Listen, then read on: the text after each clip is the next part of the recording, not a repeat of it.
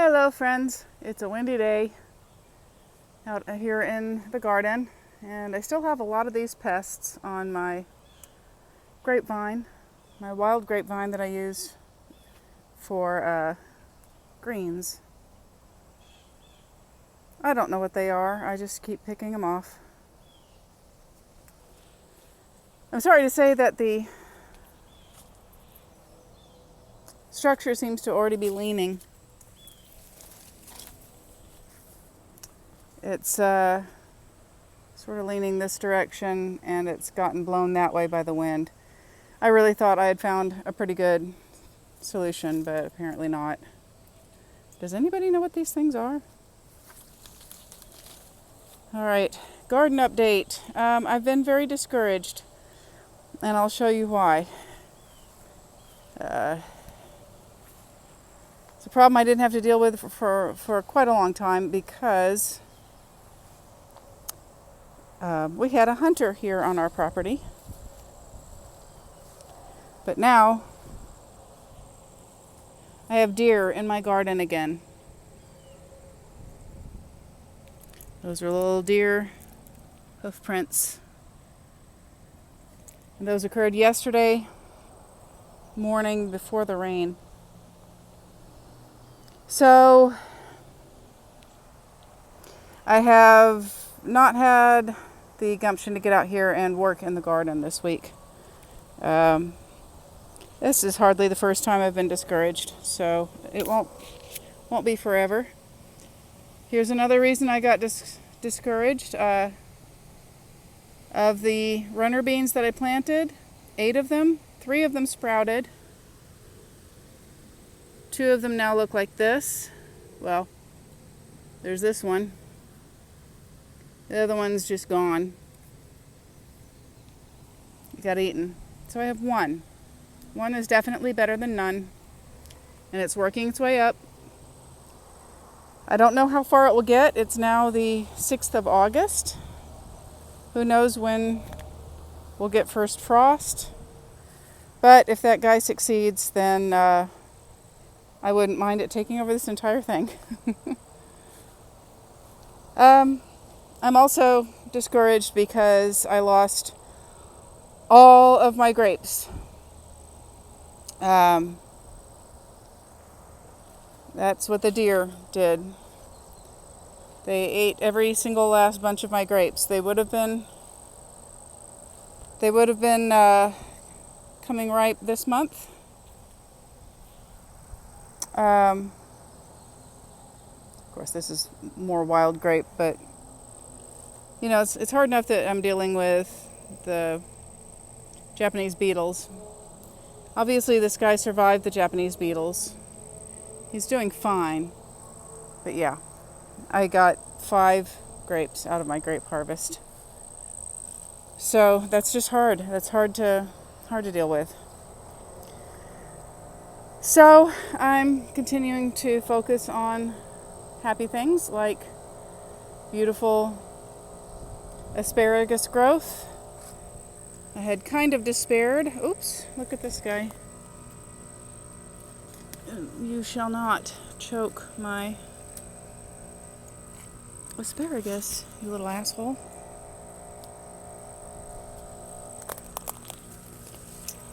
Still fighting the bush clover. Extremely invasive.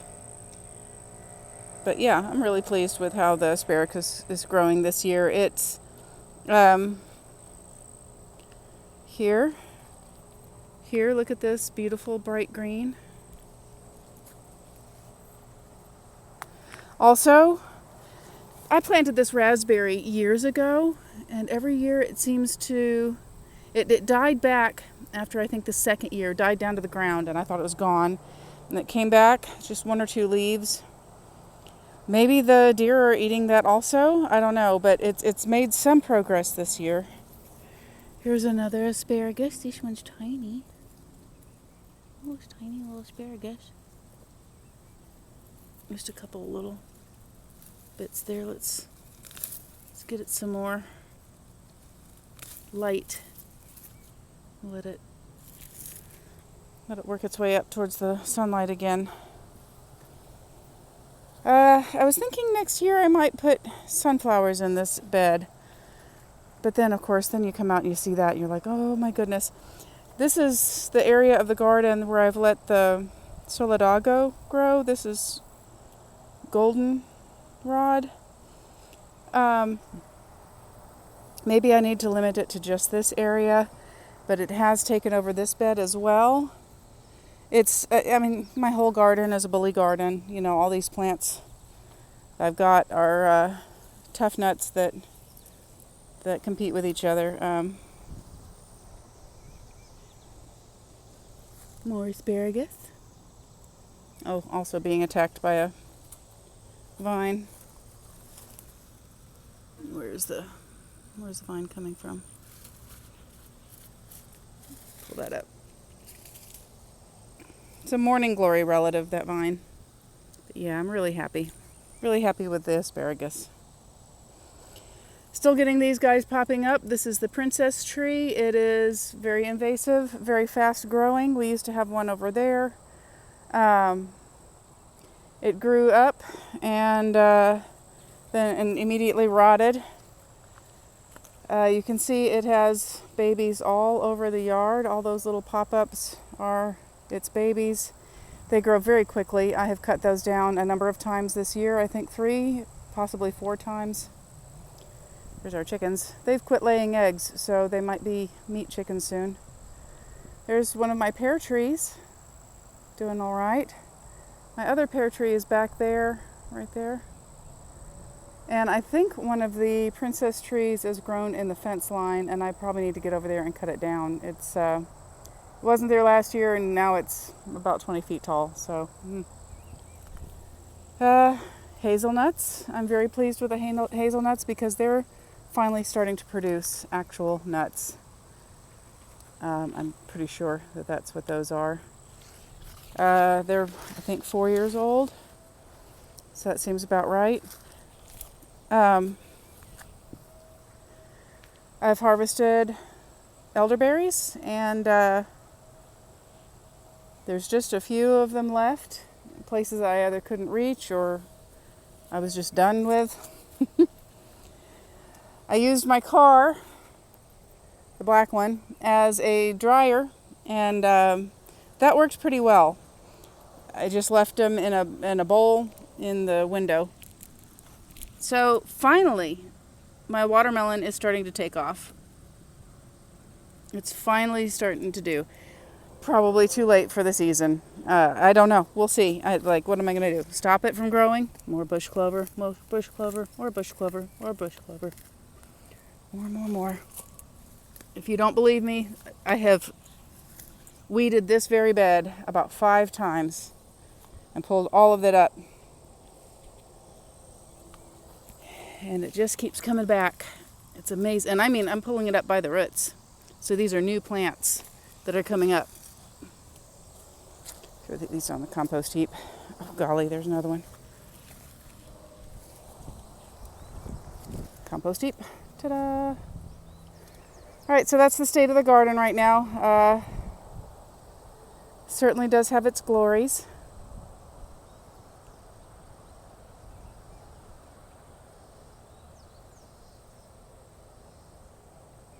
Gotta look at what I do have, right? Gotta look at what I do have. Look at that mulberry. Look at that mulberry. I had no idea they were so huge. So, yep. Nothing else. It has its own wild beauty, right? Right? Oh, look at this. I have a 4 o'clock growing over here.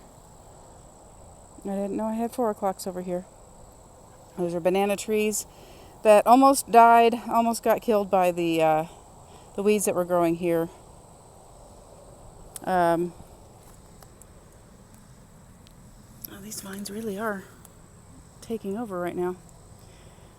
This is one of my service berries that is also struggling. I thought that getting it more sunlight would help it out, but it's really suffered this year. It was also covered up with weeds.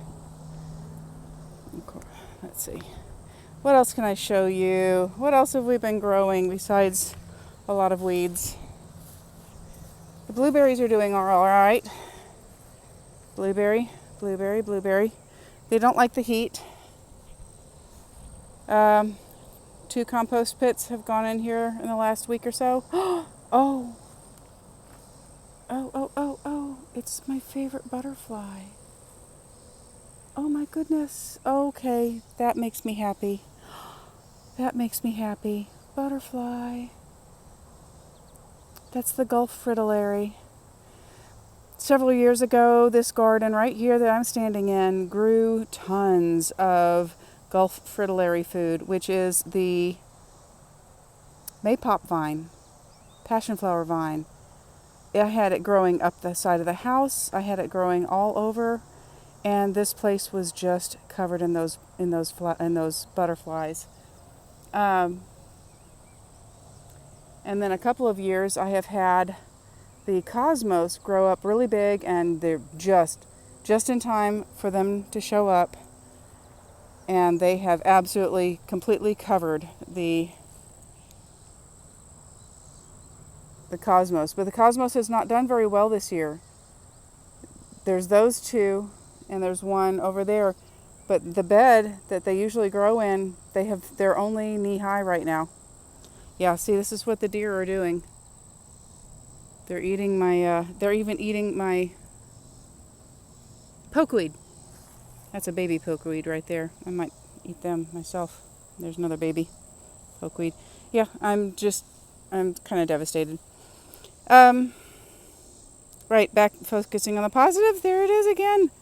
There's the butterfly. Oh my God, I love them so much. Loofah. Again, probably too late to do anything, but I'm still glad of it. And I have a lot of smartweed. I've been trying to select for smartweed to let it grow. Of course, I also still need to find out what its uses are.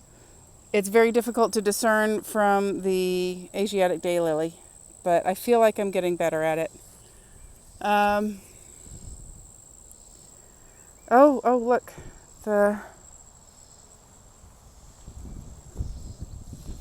Oh yeah, I guess I could talk about this too. Yeah, my volunteer amaranth and my Sunchokes are all doing real well here. Yeah, ow, it's in the back of my knee. What was it going for? Oh yeah. These guys are doing nicely. They bloom later. We had a lot of these that are done now for the year, and I should probably take their seed heads and put them somewhere. I feel like I'm going backwards. Apple tree, doing okay, not great. Giant mulberry again. And wee pond. Yeah, we're going backwards this time. Mullein. You know what? That's what I'm going to do after I finish this video. I'm going to go get a jar and make some mullein oil, because we might need it for earaches. This guy is so much fun. He just pops out a few more blooms every once in a while. And here's the first apple tree. It's Jonathan Black. And rosemary's still doing nicely. Oregano. It bloomed out, fell over, and then grew back. Cannas and goldenrod getting ready to bloom. And my Maximilian sunflower, which is now about 6 feet tall. I almost forget about him. I almost forget. But when he starts to bloom, we will not be forgetting. I think he's growing a little bit slower because he's near the wall. So he's not getting 8 hours of sunlight. He's probably getting 6. Oh, and I have a canna. I have another canna lily. Okay, look, state of the garden from the other direction. Woo! Yeah, these are this trellis was completely and utterly covered, like weighed down with maypop vine, and just absolutely covered with those caterpillars. I loved it, and I thought it was going to come back, and it did not. The vine came up from the base there, and it just completely died out. I do have vines growing up the house, but none of them are the maypop vine. Yeah, I'm going to have to pull those guys down because they're not good. Those grow trumpet flowers that the hummingbirds love, so it's hard for me to consider pulling those down. I should anyway because they're going to damage. But yeah, that Virginia creeper doesn't do any good, so it might as well come out. Okay. I'm done now. I'm done. Hee hee. Thanks for joining me. Be well.